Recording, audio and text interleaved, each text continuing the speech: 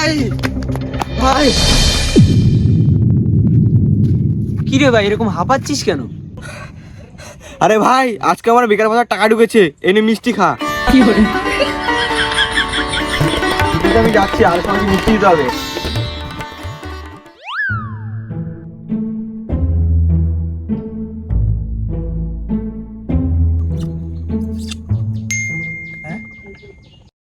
ভাই আমারও টাকা ঢুকে গেছে।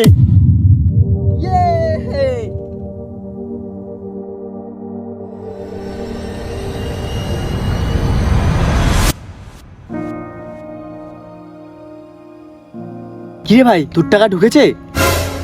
হ্যাঁ হ্যাঁ ঢুকেছে। না, বাজার থেকে আজকে 1 কিলো খাসি মাংস নিয়ে যাই, বাড়ি থেকে আজকে জমিয়ে খাওয়া হবে। ঠিক আছে ভাই, গেলাম। সেই মজা হবে।